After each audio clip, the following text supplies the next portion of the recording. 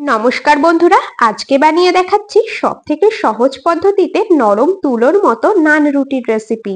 একঘেয়ে রুটি, পরোটা এই সমস্ত কিছু খেতে ভালো না লাগলে একদম ঘরোয়া উপকরণ দিয়ে খুব সহজেই তুলোর মতো নান রুটি বাড়িতেই আপনারা বানিয়ে নিতে পারবেন। তো দেখতেই পাচ্ছেন রুটিগুলো কতটা নরম হয়েছে।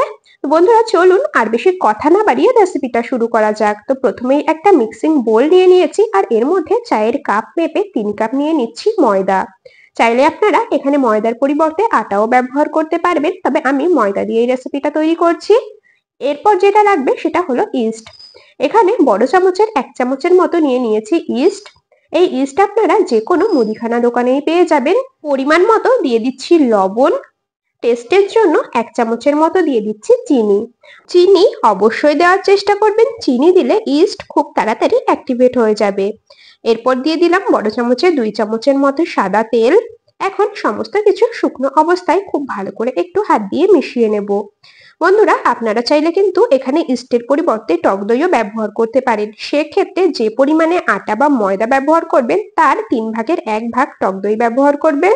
যদি 3 কাপ আটা ময়দা ব্যবহার করেন তবে 1 কাপ দিয়ে দেবেন টক দই, তাহলেই দেখবেন একদম সুন্দর নান রুটি তৈরি হবে।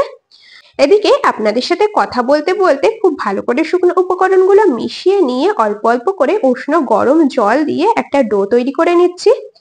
ডোটাকে কিন্তু খুব বেশি টাইট করে তৈরি করা যাবে না, যেই রকমটা আমরা রুটি পরোটার ডো তৈরি করি সেই রকম ভাবে তৈরি করা যাবে না, তার থেকে একটু নরম রেখেই এই ডোটাকে তৈরি করে নিতে হবে।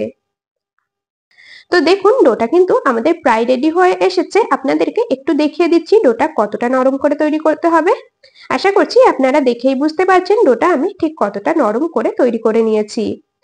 এখন এটাকে অন্য একটা পাত্রের মধ্যে নিয়ে নেব আর ঢাকা দিয়ে মোটামুটি 1 ঘন্টার মতো রেস্টে রেখে দেব। এতে করে ইস্ট খুব সুন্দরভাবে অ্যাক্টিভেট হয়ে যাবে। আপনাদের হাতে যদি সময় বেশি থাকে তবে আপনারা 2 ঘন্টা বা 3 ঘন্টা মতো কিন্তু এটা রেস্টে রাখতে পারেন। ডোর ওপরে সামান্য একটু সাদা তেল মাখিয়ে নিলাম যাতে ডোর ওপরটা ড্রাই না হয়ে যায়। তো ডোটাকে এখন একটা ঢাকনা দিয়ে ওই মোটামুটি 1 ঘন্টার মতো আমি রেস্টে রাখবো। আপনাদের হাতে সময় বেশি থাকলে আপনারা 2 ঘন্টা বা 3 ঘন্টার মতো রেস্টে রাখতে পারেন।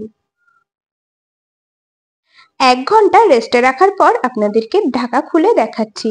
তো দেখুন বন্ধুরা 1 ঘন্টা রেস্টে রাখার পর কত সুন্দরভাবে ইস্ট অ্যাক্টিভেট হয়ে গেছে। ডোটা একেবারে ডাবল পরিমাণে ফুলে উঠেছে। আপনাদেরও ডো যদি এইরকম ফুলে ওঠে তাহলেই ভাববেন যে ডোটা একদম পারফেক্ট ভাবে তৈরি করা হয়েছে। আর এইরকম ফুলে উঠলেই কিন্তু রুটিগুলো একদম সুন্দরভাবে রেডি হবে, মানে একদম পারফেক্ট নান রুটি তৈরি হবে। এখন ডোটাকে একটা বেলন পিঁড়ির মধ্যে নিয়ে নিচ্ছি। চাইলে আপনারা এখানে কার্ডবোর্ড বা কিচেন স্ল্যাবের উপরেও নিতে পারেন। আর ডোটা যেহেতু একটু নরম সেই জন্য উপর থেকে কিছুটা পরিমাণে ময়দা ছড়িয়ে নিলাম। এখন এটাকে হাত দিয়ে হালকা একটু মেখে নিয়ে বেশ বড় বড় করে লেচি কেটে নেব। যেই রকম রুটি তৈরি করার লেচি কাটি তার থেকে একটু বড় করেই কেটে নিচ্ছি। যেহেতু রুটিগুলো বেশ একটু মোটা মোটা করে তৈরি হবে সেই জন্য কিন্তু একটু বড় বড় করে লেচিটা কেটে নিয়েছি। লেচিগুলোকে এখন সুন্দর করে একটু গোল করে নিচ্ছি। তো সমস্ত লেচিগুলোকে বেশ ভালোভাবে গোল করে নিয়েছি। এরপর এই লেচির থেকে একটা লেচি নিয়ে নেব।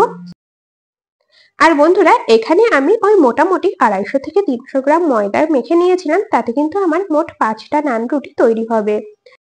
তো প্রথমেই একটা লেচি নিয়ে নিয়েছি আর এর মধ্যে অল্প অল্প করে আটা ময়দা ছড়িয়ে তারপরে এটাকে কিন্তু বেলে নিতে হবে। যেরকমটা রুটি বেলি সেই রকম ভাবে বেলে নিতে হবে, তবে রুটির মতো অতটা পাতলা করে বেলা যাবে না, রুটির থেকে একটু মোটা রেখেই কিন্তু এই নান রুটিগুলোকে বেলে নিতে হবে। তো বন্ধুরা দেখুন আপনাদের সাথে কথা বলতে বলতে প্রথম নান রুটিটাকে কিন্তু সুন্দরভাবে বেলে নিয়েছি।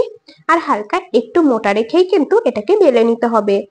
তো প্রথম রুটিটাকে বেলে নিয়েছি, এটাকে একটা প্লেটের মধ্যে রেখে দিচ্ছি। আর এইরকম ভাবে আরো একটা রুটি বেলে নিয়ে তারপরে আপনাদেরকে দেখাচ্ছি। নান রুটিটা আমি বেলতে থাকি আর এই সময়টা কিন্তু আপনারা অবশ্যই আমাকে কমেন্টসে জানিয়ে যাবেন আপনারা কে কোন জায়গা থেকে আমার আজকের এই রেসিপিটা দেখছেন, তবেই না আমি আপনাদের কমেন্টসে ধন্যবাদ জানাতে পারবো। আর এই রকম ভাবে আপনারা কারা কারা বাড়িতে নান রুটি বানিয়ে খেয়েছেন সেটাও কিন্তু আমাকে অবশ্যই কমেন্টসে জানিয়ে যাবেন। আর যদি না খেয়ে থাকেন তবে একবার বানিয়ে দেখতে পারেন, আশা করছি আপনাদেরও ভীষণ ভালো লাগবে। তো এদিকে দেখুন দ্বিতীয় নান রুটিটাকেও একই রকম ভাবে বেলে নিয়েছি, বেশ একটু মোটা রেখে, মানে রুটির থেকে একটু মোটা রেখে কিন্তু নান রুটিগুলোকে বেলে নিতে হবে। তো দ্বিতীয় রুটিটাকেও বেলে নিয়েছি, এইরকম ভাবে বাকি সমস্ত রুটিগুলোকে বেলে নেব। এদিকে রুটিগুলোকে সেঁকে নেওয়ার জন্য ওভেনে একটা তাওয়া বসিয়ে তাওয়াটা খুব ভালো করে গরম করে নিয়েছি। এরপর এর মধ্যে একটা রুটিকে দিয়ে দিলাম। রুটির দুটো পাশ প্রথমে একদম হালকা করে ভেজে নিতে হবে। গ্যাসের ফ্লেম মিডিয়াম টু হাইতে রেখে একটা পাশ ওই মোটামুটি মিনিট খানিকের মতো সেঁকে নিয়েছি। এরপর অপর পাশটা উল্টে নিলাম। এরপর এই নিচের পাশটা প্রথম পাশের থেকে একটু ডিপ করে সেঁকে নিতে হবে, মানে একটু সময় নিয়ে সেঁকে নিতে হবে। নিচের পাশটা মোটামুটি 2 মিনিট বা তার একটু বেশি সময় পর্যন্ত সেঁকে নিয়েছি। এরপর উল্টে নিলাম আর দেখুন এখন রুটিটা কত সুন্দরভাবে ফুলে উঠছে। নান রুটিগুলোকে সেঁকে নেওয়ার সময় গ্যাসের ফ্লেমটা কিন্তু আমি মিডিয়াম টু হাইতেই রেখেছি। গ্যাসের ফ্লেম লোতে দিয়ে রুটি ভাজতে গেলে কিন্তু রুটিগুলো ফুলবে না আর রুটি শক্ত হয়ে যেতে পারে। তো দেখুন প্রথম রুটিটাকে কত সুন্দরভাবে সেঁকে নিচ্ছি। রুটিটা দেখুন কত সুন্দর ফুলে উঠছে।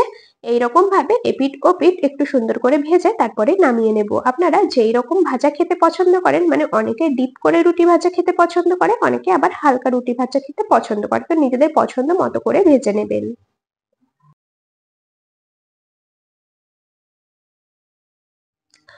প্রথম রুটিটাকে দেখুন খুব সুন্দর করে সেঁকে নিয়েছি। এখন এটাকে নামিয়ে রাখবো।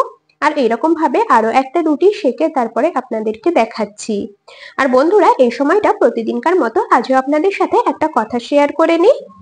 আপনারা আমার আজকের এই রেসিপিটা যদি ইউটিউব চ্যানেল থেকে দেখে থাকেন তবে চ্যানেলটি সাবস্ক্রাইব করে বেল নোটিফিকেশন অলে সেভ করে রাখবেন। আর যদি ফেসবুক পেজ থেকে দেখে থাকেন তবে পেজটিকে ফলো করে রাখবেন এরকম আরো দারুণ দারুণ রেসিপির আপডেট সবার আগে পাওয়ার জন্য।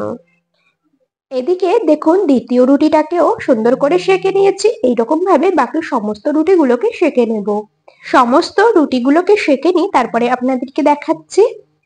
দেখুন বন্ধুরা সমস্ত রুটিগুলোকে সেঁকে নিয়েছি। এখন আপনাদেরকে একটু দেখিয়ে দিচ্ছি, দেখুন রুটিগুলো কতটা নরম হয়েছে। একটা রুটি আপনাদেরকে একটু ছিঁড়ে দেখিয়ে দিচ্ছি, আপনারাই দেখে নিন রুটিগুলো ঠিক কতটা সফট হয়েছে, একদম নরম তুলোর মতো। আমাদের আজকের এই রেসিপিটা আপনাদের কেমন লাগলো অবশ্যই কিন্তু কমেন্টসে জানিয়ে যাবেন। যদি ভালো লেগে থাকে তবে ভিডিওটিতে একটি লাইক আর বন্ধুদের মধ্যে অনেক অনেক শেয়ার করে দেওয়ার অনুরোধ রইল।